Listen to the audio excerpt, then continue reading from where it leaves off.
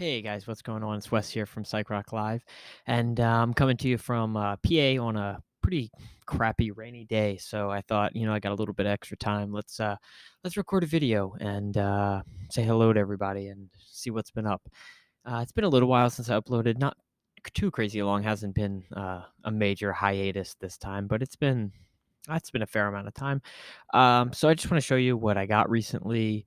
Some things have happened since I last uploaded. There's been some good releases and reissues. I'm trying to think of anything particular. Um, I don't even know, but there's also been Record Store Day, so that's kind of the big one that has kind of passed since I posted last, and we're going to talk about that a little bit in this video. So stick around, and I'll show you guys what I recently got. All right, so the first thing was kind of a blind buy. Now this is an artist I listen to a ton of, but I don't have this album, and this isn't necessarily one of the albums that I listen to a lot when I listen to this artist, and that's Tanks by T.Rex. This was like $12.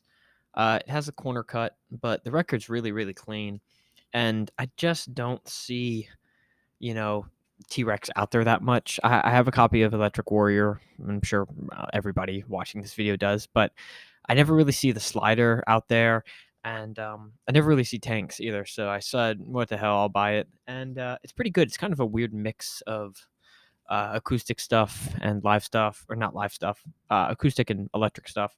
Next one we have is a band I never really talk about on this channel, and some of you watching, I'm sure, are pretty big fans. But this is the MOV reissue of Night Songs by Cinderella. I'm not the world's biggest kind of hair guy. Well, I kind of am. I like hair metal a lot. And this is definitely in that category. Um, I've been looking for this for a while. I've seen the cassette a couple times, but I've never seen the record. And I was gonna try to get an original because they're not that expensive. But I was at a store and I saw the music on vinyl reissue, and typically I'm pretty satisfied with everything they do. I have a lot of reissues. Rage Against the Machine. I have some of their soundtrack stuff. The July reissue that they did, this like album, and it's always pretty good quality. Like I can't think of any MOV that I don't love. It's kind of in the same realm as like Sundays, which is a really big one of my favorite reissue companies that just does good work along all the time. But anyway, Cinderella Night Songs. This is just a smoking album if you like hair metal. It's hard rocking. It sounds great, and it's just it's exactly what you would want if you're into that kind of music. So this is one that I've been spinning a lot and listening to a lot, and it's just kind of funny. I was looking for it, and then I just randomly found a great reissue of it. So I said, okay, let's do it. So all right, so as I said earlier in the video, we're going to be talking a little bit about RSD, and I have mixed opinions on Record Store Day. I used to be the line waiter kind of guy and constantly um, go to RSD. I used to do it every year, but this year I was not super, into it. But I did get a few releases. I'm still not crazy about all the stuff that they release, and I think a lot of it's stupid, but I did get two releases this year. Um, and I'm pretty happy about it. The first release I got is the Strawberry Alarm Clock reissue. Now, speaking of Sundays, which is something I literally just mentioned, I already have the Sundays reissue of this album, but this was on absolutely stunning colored vinyl. I put it in a MoFi sleeve just to show it off, and it's just outstanding. I personally think it's a good pressing. Um, I don't think it's quite as good as the Sundays, but I think it sounds pretty close to the original. I've compared it with a original copy, and I think the keyboard sounds relatively the same. So if you're looking for a reissue that sounds pretty close to the original, I think this is a good one. Um, the Sunday sounds a little more balanced, and the keys are a little more balanced. But overall, this was cool. I wasn't gonna buy it, but I saw it and I was like, "Oh, that's so cool!" Just what a classic kind of cliche psych album that I love and will cherish. Whatever. Next up for RSD, I got the big boy. Everybody got the big boy this year. We all did it.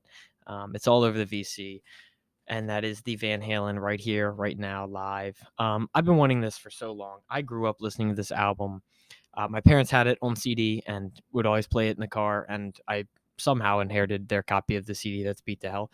But I bought it, and it's outstanding. I think it sounds really good on vinyl, which was something I was worried about because it's kind of I don't know. I don't think it's the greatest sounding live album, but I think it sounds pretty good. And it's just loaded with great songs. 4 LP. I'm not gonna pull them all out. Um, and trying to find a sleeve for this was torture. I actually took it off a All Things Must Pass and put it in here, so that worked pretty well. But awesome album, great to have. Definitely a bigger purchase. I'm not a big box set guy and stuff like that, but there are a few that have really caught my eye. The Black Sabbath Sabotage box one I have. I have the Beatles White Album box, which kind of everybody has because Walmart had it for so cheap. And this is not really a box, but it's close enough to a box if you ask me. But yeah, this is just fantastic. Um, and it's just I come on, you had to. Everybody did. So, why not do it too? The next two, or the last two, I should say, are just some kind of used pickups I found along the way. And specifically, these are from Goodwill. I never have good luck at Goodwill. But, I've just been going a lot lately. And the first one I found, well, actually, I didn't find this. My friend found it for me at Goodwill and bought it. This Waiting for Columbus by Little Feat. Um, Outstanding live album, outstanding band. You can see has the $2 sticker. And the Goodwills around here have like the half off day where a certain color every week is half off. So if it was a green week, this would be half off, but I don't know if it was. Anyway, covers a little beat, but the records are in really, really nice shape. Awesome player copy. I think this has gone up in price. I don't see it as much as I used to. But it's just really outstanding. What a great example of an awesome sounding live album of an awesome band. All right, the last one here is kind of funny. This is psych pop 60s crap, whatever you want to call it. And this is Steam.